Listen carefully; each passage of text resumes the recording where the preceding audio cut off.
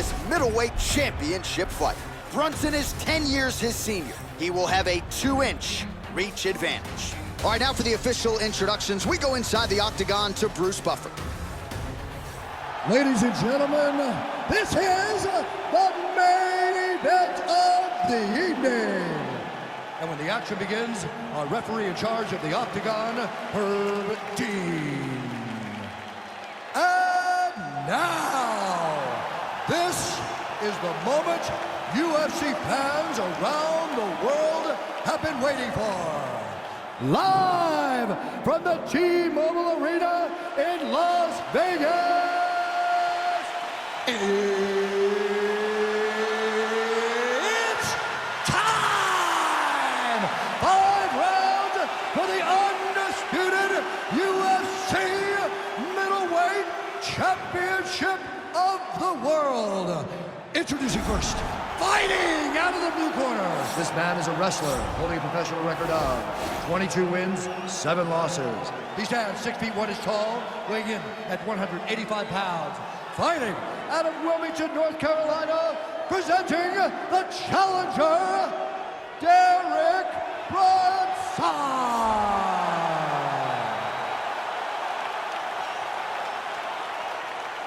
And now, introducing the champion, fighting out of the red corner. This man is a mixed martial artist, holding a professional record of 9 wins, no losses. He stands 6 feet 2 inches tall, weighing in at 185 pounds. Fighting out of Stockholm, Sweden, ladies and gentlemen, the reigning, defending UFC middleweight champion, Khamzat Chimaev.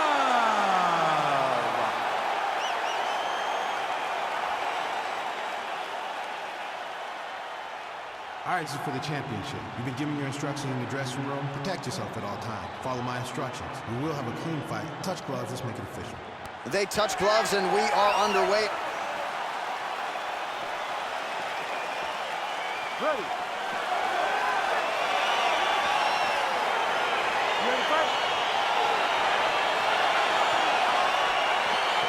All right, so here we are in Las Vegas, Nevada, inside the T-Mobile Arena. This has really become the UFC's home base here in Vegas since 2016, and you competed on that inaugural night. UFC 200 was a big one. I got to stand across the octagon with one of the greatest fighters of all time, Anderson Silva, but the roof was blown off at UFC 200. Whoa!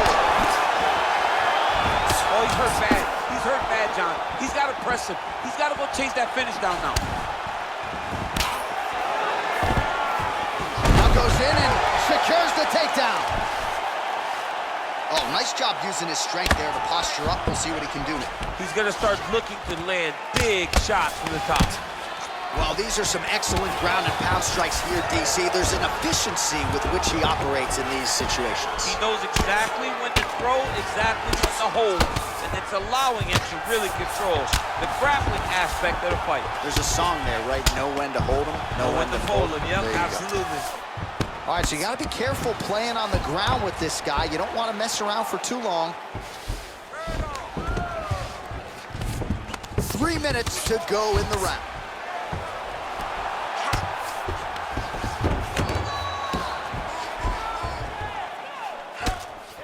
Oh, he's got the ground and pound going now. He's putting him in exactly the positions he needs to be in right now. He's able to relax here. And he understands, being a veteran of so many fights, that as long as he's on top, he's winning. He feels like he's winning here. Well, anytime you are in a ground fighting situation with this fighter, you're potentially playing with fire. All right, dominant position for him here, full mount. If you're the bottom fighter, better start moving those hips, DC. Oh, you got to start moving those hips. What you should do initially, right, is start to push at the knees. Push at the hips, create some distance, shrimp, and try to recollect half guard. Half guard sucks, but it's much better than being mounted fully by your opponent. Side control now. Well, there are few things more fun to watch in mixed martial arts than these type of transitions and scrambles on the ground. High-level grappling can really be entertaining. Final minute.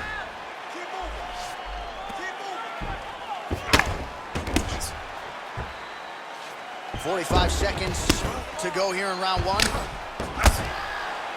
Man, this is some serious ground and pound here, DC. He's not just staying busy for the sake of staying busy. These strikes are doing damage. Oh, yeah, no pity pat to this guy. This guy's trying to land, and he's trying to land effective strikes. 15 seconds.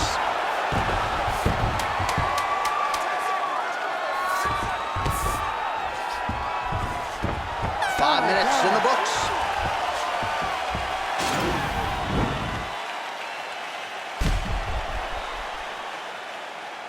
Well, I'm not sure the extent to which he has recovered, but we do see the end of the round. DC, talk us through the replay. Well, he's a tough guy. He's going to make it to the stool. He's going to survive unless you put him completely out of there. Unfortunately, he's in there with a guy that does have that ability. Listen to me. Breathe. Deep breath through that nose. Out through that mouth. All right. Perfect round. You should go out there and do more of that. You ready to fight? Ready. Here we are, early round two. Great punch.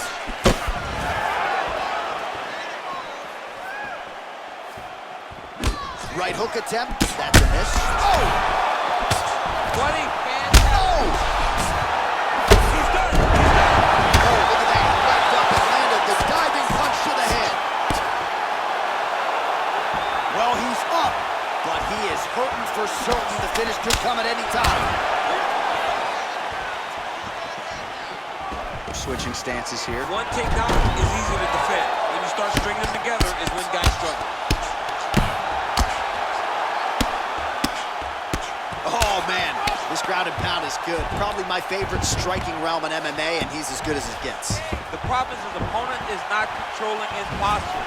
He's allowing his opponent to get up, and when he does, he creates distance and space to land these beautiful ground and pound combinations. Oh, the master of the transition. Nice scramble. Blocks the shot. That was a thudding leg kick. Just unable to quite find that range. Oh! So he's really starting to put together some... Oh! He's in trouble. He's hurt bad. Back to the feet. Oh, he might be out. That one landed clean.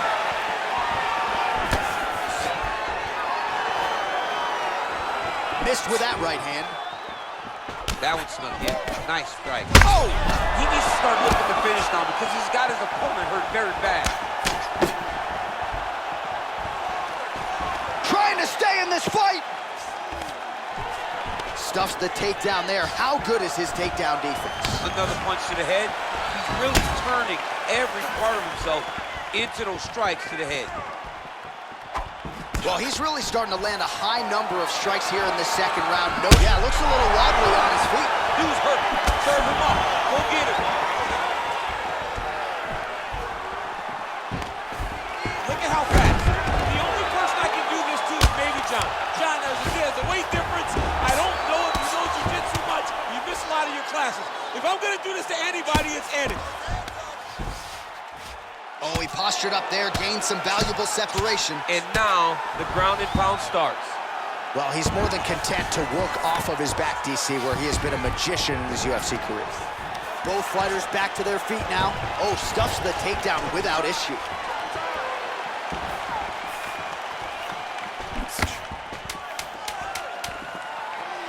Trying to establish that jab once again. Oh!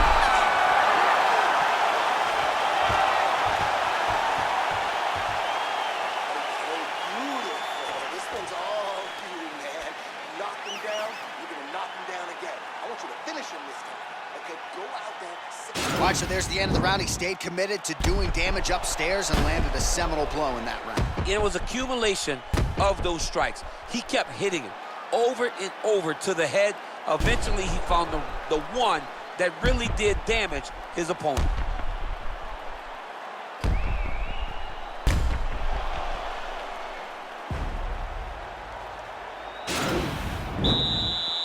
Ready to fight? Ready. Here we go, third round of this championship fight.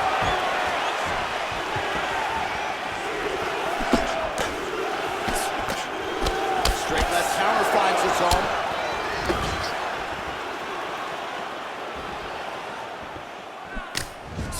Well, it's one thing to have length, it's another thing to use it, and he does it as well as anyone. Nice kick there by Brunson. Lands the grounded pound strike here. Brunson's lower jaw does not look good. I don't think it's broken, but starting to show some obvious signs of swelling.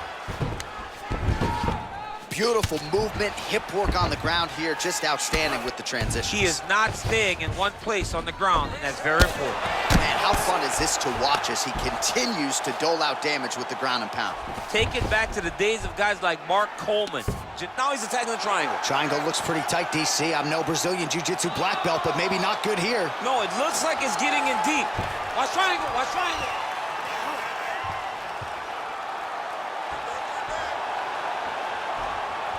Needs to push the arm to the side.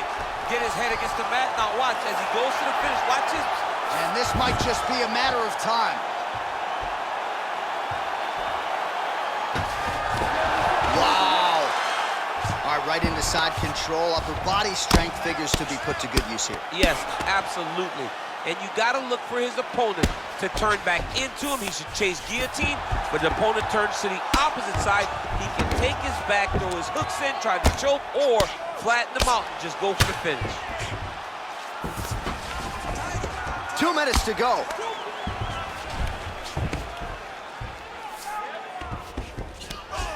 Oh, now trying to isolate an arm, DC. He needs to move his hips back to cover. He cannot allow him on that angle. Oh, wow, oh! Continuing to try to manipulate the head here. And this might just be a matter of time.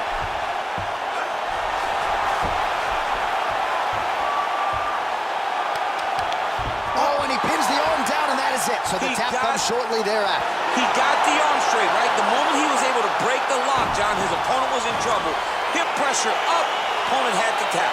And he tapped, and he lives to fight another day, but a huge win for his opponent by submission tonight. All right, let's take a look back at the replay as he gets it done by submission tonight, champ. I mean, you know, this guy has such a great submission game that you cannot lay in his guard. He's so skilled, he's so tricky, and he's so good at weaving a web that gets you lost in it that he made him pay for it tonight and got the submission victory.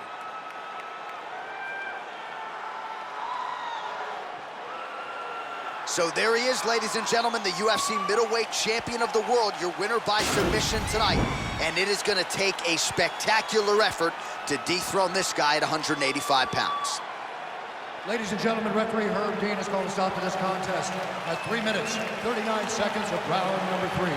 Declaring the winner by tap out due to an armbar, and still the undisputed UFC middleweight champion of the world, Khamzat Chimaev. So there he is, still the undisputed UFC middleweight champion after a win by way of submission here tonight. And despite the fact that the #1 contender came in and was all the rage, he got the job done relatively easily here tonight, submitting his foe inside the distance into